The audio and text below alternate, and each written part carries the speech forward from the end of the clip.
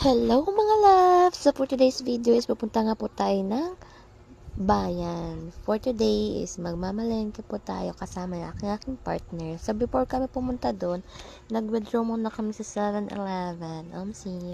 And then after nyan, dadaan po kami doon sa motor shop para po bumili ng kanyang oil. Kasi nga, medyo matagal na rin po bago nakapag-change oil ang aking lalabs. So, ayan, nagantay muna ako sa kanya dahil marami ng customer na bumibili sa mga time na yan. Kasi nga, lagi talagang punuan din dyan sa motor shop na yan, guys. And guys, syempre, hindi tayo magpapahuli. Mapapahuli pa ba naman tayo sa ating sikat na sikat dito sa Tanawan na Kulauan. So, before kami umuwi, nagutom ulit ako. Pumunta kami ng Angel's Burger kasi nga gutom ng buntis ay hindi pa nakakain ng agahan at tanghalian. Tambay muna kami dyan. Yan, pakain-kain na lang muna. After nyan, pauwi na rin po kami. Bumili lang naman ako ng mga paninda ko kasi nga medyo wala na tayo tinda kasi ubos na, guys. So ayan, guys, tinulungan lang ako ng aking mister kasi medyo masama ang pakiramdam. Siya na rin po nag-ayos ng mga pinamili po namin. Syempre, bumabawi yan, guys, kasi nga nung Valentine's wala nga ho siya at nasa work. So, ayan, simpleng pagbawi lang. Ang sabi niya nga sa akin, guys, imbes na daw na ibili daw niya na ako ng flowers, ibili na lang niya ako ng mga kakainin ko. Syempre, practical kasi siya, guys. So, ganyan talaga. Understand ko naman yun. And mas mahalaga pa rin yung may pagkain. So, ayun, guys. Siya lang nga nag-ayos sa mga pinamili ko ng mga time na yan. Hindi niya rin ako nakalimutan bilhan ng prutas. Kasi bago kami umuwi, dumaan muna kami dun sa may likod ng palengke para bumili ng mga prutas. Syempre, bumili din ako ng mga karne po dyan, mga manok para po maibenta natin. Natatawa nga ako nung time na yan, guys, na kasi di kasi ako yung nagbitbit ng mga pinamili ko. Kasi siya nga ang kasama ko ng time na yan. Naawa nga ako sa kanya, guys, kasi kabilaan na nga yung hawak niya at ayaw niya nga akong paghawakin kahit sabi ko magaan lang naman ang tinapay. And guys, ina-arrange na nga niya yung mga pinamili ko dyan. Sobrang bawing-bawi nga siya ng mga time na yan. Sinisipag nga siya. Nung mga time naman na yan, guys, kasi nga bumili kami ng pangsinigang sa miso in maya-maya na isda.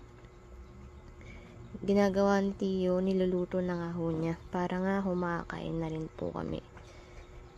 May binili din naman po kaming kulawo ng mga time na yan. Tinake out na nga lang namin, guys, kasi nga wala kami mapag-parkingan sa time na yun.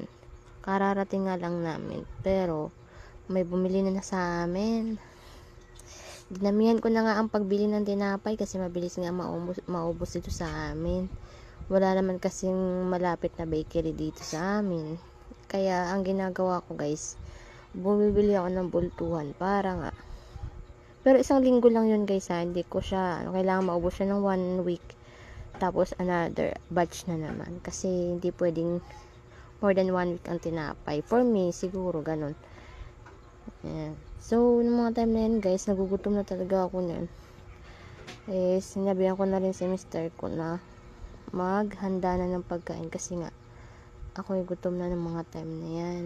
Pagpasensya nyo na pala, guys, yung boses ko ngayon kasi nga masama ho talaga aking pakiramdam. May pa-cold fever pa nga ako sa ulo ngayon. Sobrang sakit ng ulo ko, guys. Ano bang alam niyo gamot sa sakit sa ulo? Pero bawal kasi uminom daw ng gamot kapag buntis, guys. Yung mga remedy lang na pwede sa buntis. Baka may maisa-suggest kayo. Lagi din namamanas kasi yung aking paa. Sobrang sakit talaga, guys. Yung parang kumikirot sa gabi. Hindi ko talaga siya parang hindi ako makatulog. Sobrang sakit. Tapos yung ulo ko parang pumipitik. Napitik ang aking ulo. Sobrang sakit, guys. Yan. Mahal na pa rin pala ng mantika ngayon, guys. Nasa 140 plus na. Dati nasa 110, 120 lang ganun.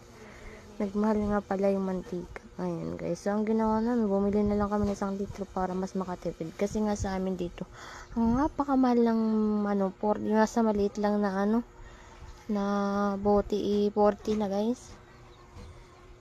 Kunting-kunti lang, 40 na. Samantalang dati mura pa. Medyo nagtaas nga ng presyo yung mga ibang bilihin ngayon guys. Kaya nga, nagsa-sideline tayo para may extra income. And guys, bumili din naman nag-restock na naman din pala ako ng siomai dyan sa mga frozen.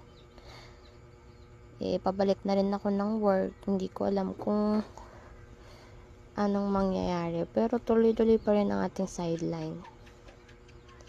Hindi na nga rin pala ako bumili ng pang scramble or pang ice cream dyan guys. Kasi nga, walang gagawa. Walang magkasikaso. Syempre yung mga kutkutit, mga gusto ng mga bata, ginabili ko yan guys. Natadi ko ako yan kasi napakalakas yan dito sa bahay. Yan na guys, nagre-ready na ang aking mister. Nagapiga na nga niya siya ng kalamansi, sibuyas. Ala, bakit ganun? Ang sama talaga na aking napitik talaga na aking ulo. Guys, suggest naman kayo ng pwedeng inumin. Charis. Hindi inumin yung parang remedy lang na para mawala yung sakit ng ulo, guys.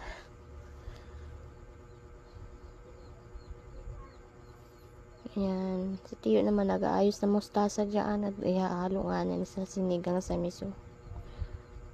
Masarap kaya yan, guys. Yung na yan, isda.